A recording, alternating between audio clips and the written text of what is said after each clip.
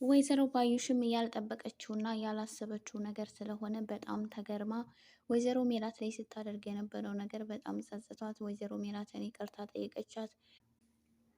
ምክንያቱም ወይዘሮ ባዩሽ ወይዘሮ ሜላት ይህንን ነገር ሁሉ ካወቀች እና ከሰማች ይህንን ያደረኩት እኔ እንደሆንኩ ካወቀች መቼም ቢሆን አትለቀኝም፣ የትም ቦታ ብሄድ ከሷ ማምለጥ አልችልም እያለች ነበር ወይዘሮ ባዩሽ። ነገር ግን እንደጠበቀችውና እንዳሰበችው ሳይሆን በተቃራኒው ሆኖላት አገኘችው።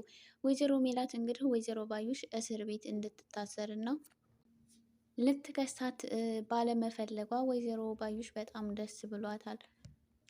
ይህም ነገር ደግሞ በስከ ዛሬው ስራዋ እንድትጸጸት እና ወይዘሮ ሜላትን ይቅርታ እንድትጠይቅ አድርጓታል ማለት ነው። አንዳንድ ጊዜ ክፉን ነገር በክፉ ከመመለስ ይልቅ በመልካምነት ማሸነፍ ይቻላል። በሌላ በኩል ደግሞ ወይዘሮ ሜላት እንግዲህ ወርቁ እጇ ገብቶላታል። ነገር ግን ምን ይሁን ምን አላየችውም ማለት ነው። እንግዲህ ቦርሳው የሀና እንደሆነ ነው ያወቁት። ተምቾና እርግብም ደግሞ ወርቁን በመፈለግ ላይ ይገኛሉ ማለት ነው።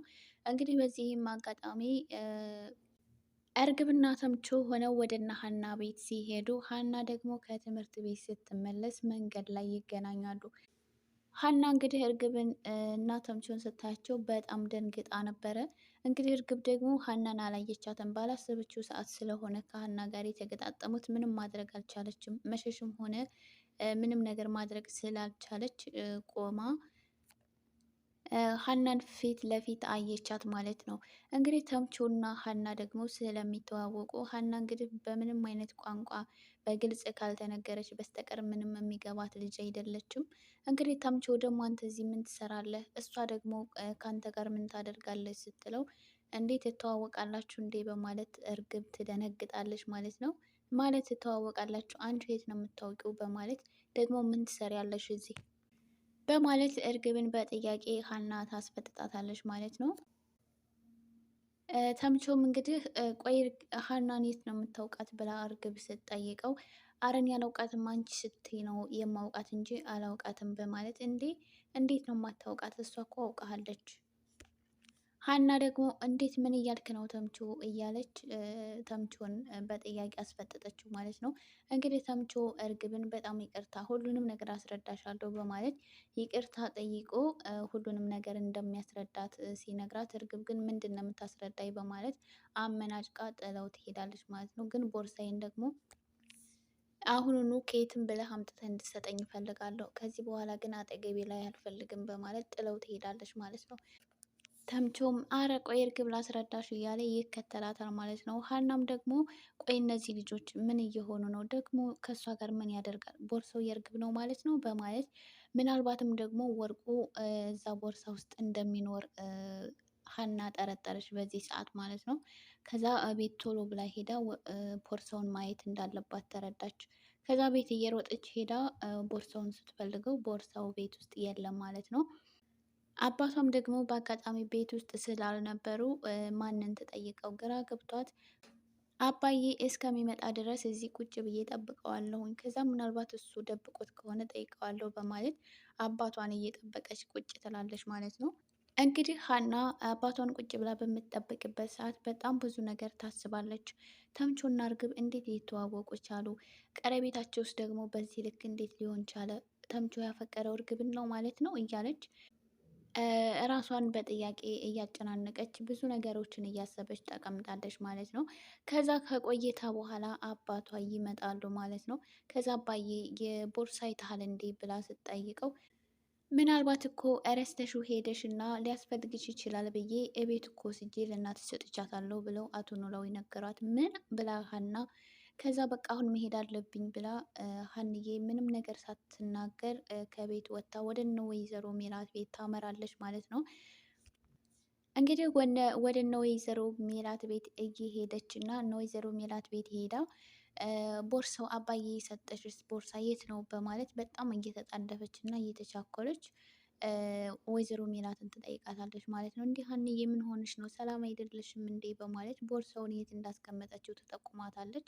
ሀና እንግዲህ ቦርሳውን ከፍታ ለማየት በእጇ ይዘው ቪዲዮ ያቆማል ማለት ነው። እንግዲህ በሌላ በኩል ደግሞ ተምቾ ይቅርታ አሲር እና እዝራ ትልቅ ግብ ግብ ውስጥ ገብተዋል ማለት ነው። እንግዲህ እዝራ ብዙ ጊዜ ከሀና ጋር እየታየ ነው። ትምህርት ቤት ስትሄድ ስትመጣ እየተጠባበቀ የሚሸኛት እንደዚሁም ደግሞ ትምህርት ቤት እየጠበቀ አብሯት ይሄዳል ማለት ነው። አሲር ደግሞ ይሄ ነገር በጣም እያናደደው እና እያበሳጨው ነው። ሀና በቃ የሌላ ሰው ልትሆን ነው ማለት ነው እያለ እንግዲህ አሲር በጣም ተናዶ እዝራን ጠብቆ ሁለተኛ ሀና አጠገብ እንዳይደርስ እና ከሱ ጋር ታየው እንደማይለቀው አስፈራርቶ ይለቀዋል ማለት ነው። እንግዲህ በዚህም ደግሞ ምን አንተ ምን አገባህ? ቆይ ወንድሜ ነው ብላይ እንዴ አንተ ምን ቤት ነህ? በማለት አሲርን ይጠይቀዋል እዝራ ማለት ነው። እኔ ማንም ምንም ሆንኩኝ አይመለከትም፣ ግን ሀና አጠገብ ላይ አልፈልግም በማለት እዝራን ለአንዴና ለመጨረሻ ጊዜ ነው ማስጠነቀቀ ብሎ አስጠነቀቀው። እንግዲህ እዝራም ደግሞ ይሄ ነገር በጣም አናዶትና እልህ ውስጥ ዶሎታል ማለት ነው።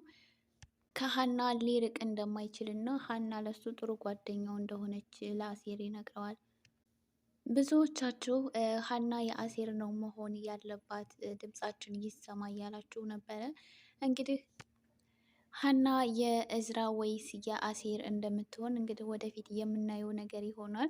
ነገር ግን ሀና አሴርን በጣም ትወደዋለች። ነገር ግን የምትወደው በወንድምነት እንጂ በሌላ ነገር አይደለም ማለት ነው። ግን በአሴር ድርድር አታውቅም። ሀናም ሆነች አሴር በሀና ድርድር አያውቁም ማለት ነው።